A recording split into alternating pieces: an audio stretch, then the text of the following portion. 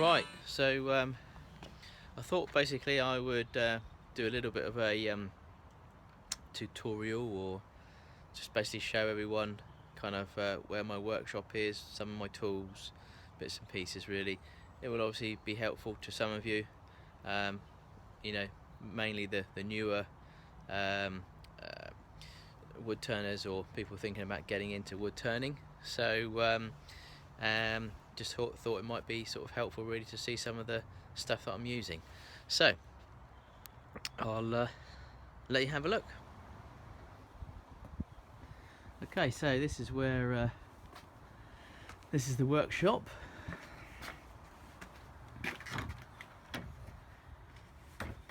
Here we go.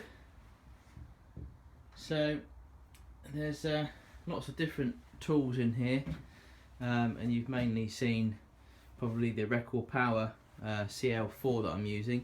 This is quite a large lathe, and you know, it's probably, well, I mean it's a great lathe, but I mean you don't need such a large lathe if you're starting out really. You can have ones that you know, a tiny thing really that will do a lot of the work that you've seen me do. I opted for the larger lathe really because I just wanted to get something that was going to last me for quite some time. So I got this from John Davis Wood Turning, based in Stockbridge in Hampshire. Great guy, John Davis is.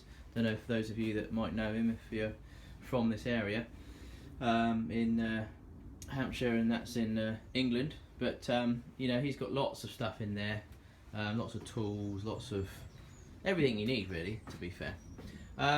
So this is bolted onto it, and this obviously I can adjust the speed if when I want to, which I use obviously quite often. I've just added this on as well, which is for doing sort of larger work.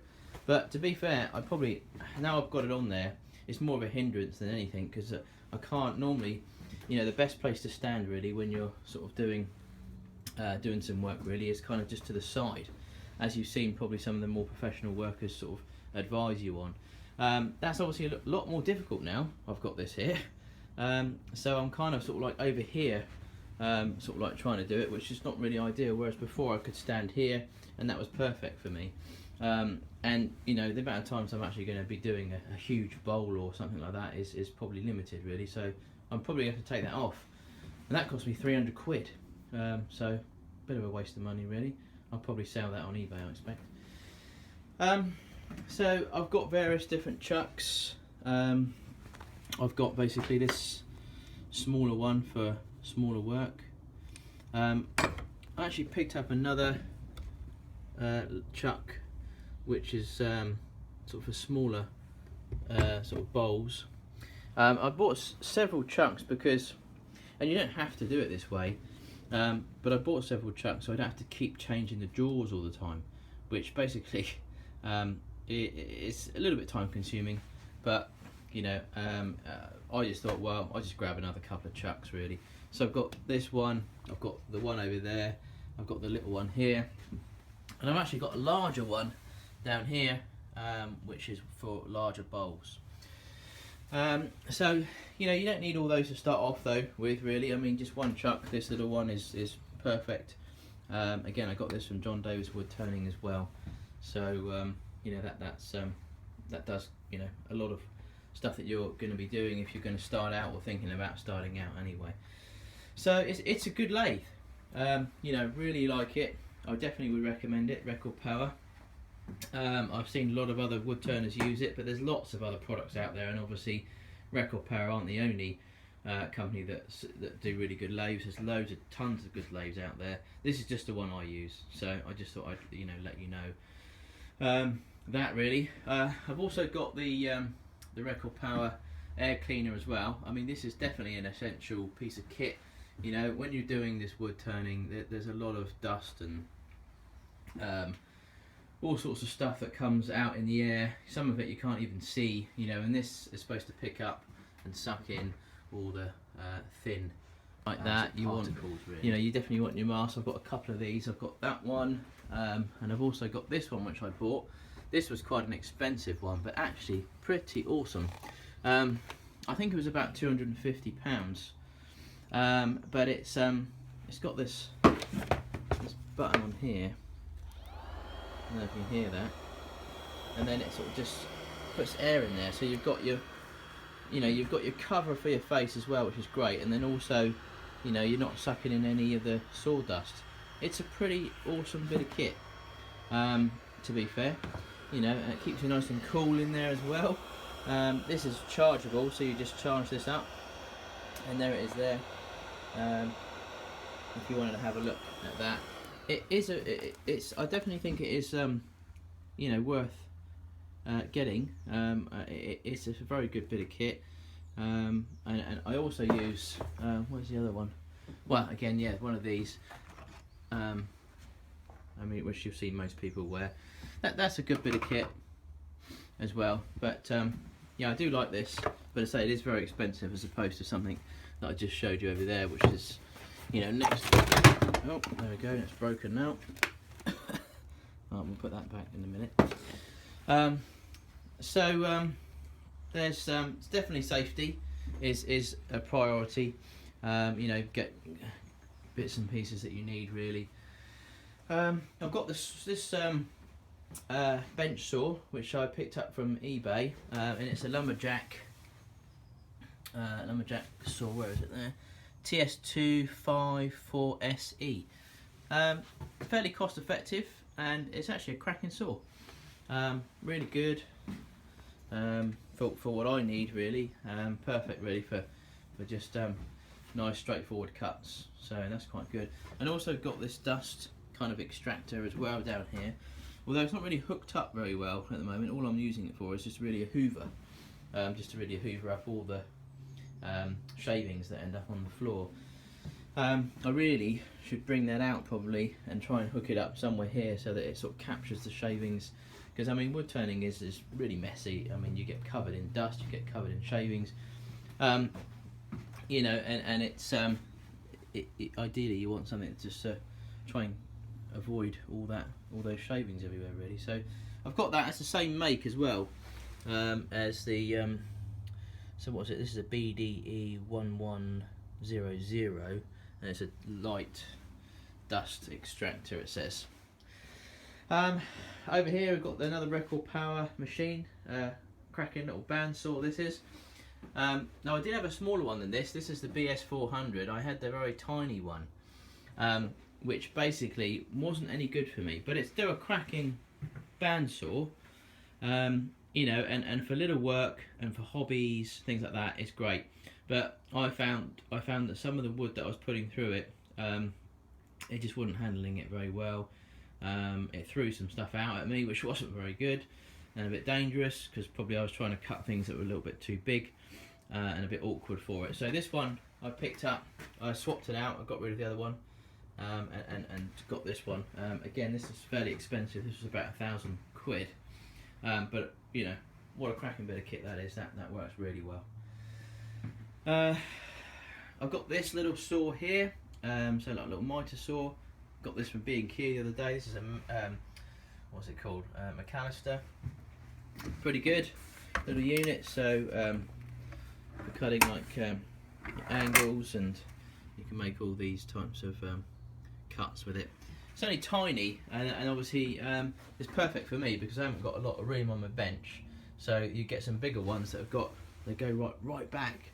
And to be fair, I did buy one of those in the early days, and I ended up taking it back because it was just too big for my workshop really. As you can see, it's not the biggest workshop. It's only a little shed, but yeah, it was way too big. So that works perfectly really, because I mean it's just a tiny, it takes up a little tiny area. I've got this for sharpening my tools, which is the Toolmech T4. Got this from John Davis Wood Turning as well. Good little piece of kit, which is quite nice. It works okay for me. other people will have different views on how they want to, you know, sharpen their tools. And again, you know, this is just really, I'm just showing you the stuff that I use. There's so many other things out there, and there's probably some of you that would be like, oh, that's no good, this one's better. You know, again, it may well be.